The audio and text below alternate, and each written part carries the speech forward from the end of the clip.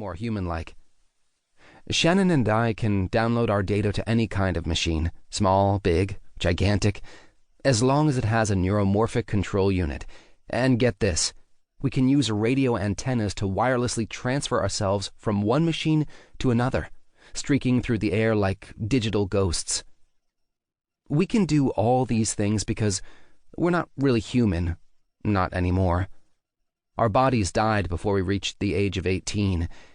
But just before we died, my father, a computer science researcher working for the U.S. Army, turned our souls into software.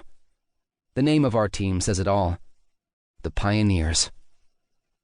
The official Army name for my spy robot is ATSU, the All-Terrain Surveillance Unit, but I call it the Snakebot. Its motors bend and twist the robot's flexible armor, propelling it through the grass in a wavy pattern that looks just like the motion of a snake. I can navigate in the dark because the Snakebot has an infrared camera that shows the heat signatures of all the nearby objects. The warm grass and weeds appear to glow brightly above the cool, dark dirt. 30 yards ahead is the military base's chain-link fence, chilled by the cold October night air, and beyond the fence is a guard tower, with 2 North Korean soldiers standing sentry at the top. One of the soldiers holds an assault rifle, and the other is gazing through a pair of sleek, high-tech binoculars. I have a bad feeling about this, Adam. Those are infrared vision binoculars. The soldiers can see in the dark, just like us.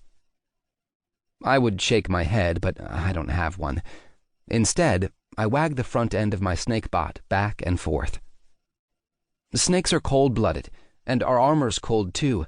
Even if they spot us with those infrared binocs, we'll look like reptiles. I have news for you, smart guy. Most people don't like snakes. The soldier with the rifle still might take a shot at us. It's a good point. Shannon's excellent at spotting dangers during our missions, which is one of the reasons why she's the leader of the Pioneers.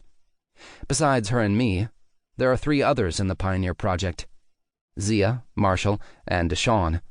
All of us were terminally ill teenagers with just a few months left to live when my father figured out how to digitally preserve our minds and transfer the data to combat-ready robots.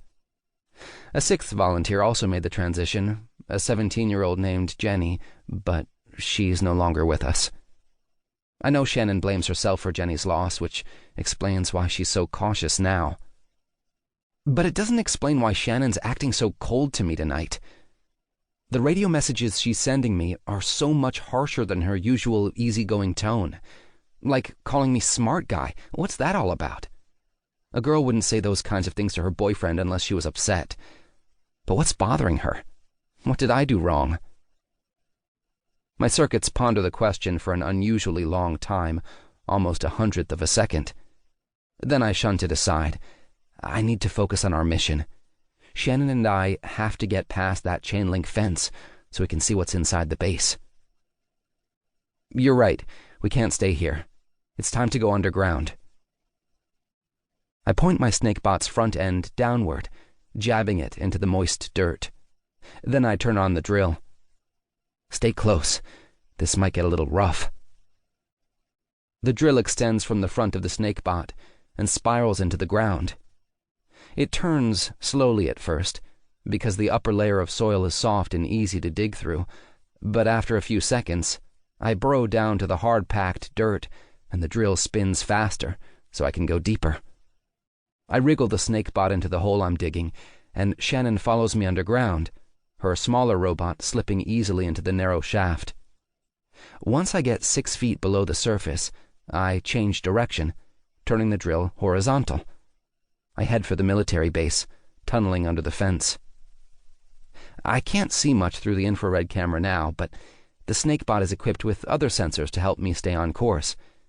I have a sonar device that sends sound waves through the dirt, and by analyzing the echoes, I can detect the objects in front of me.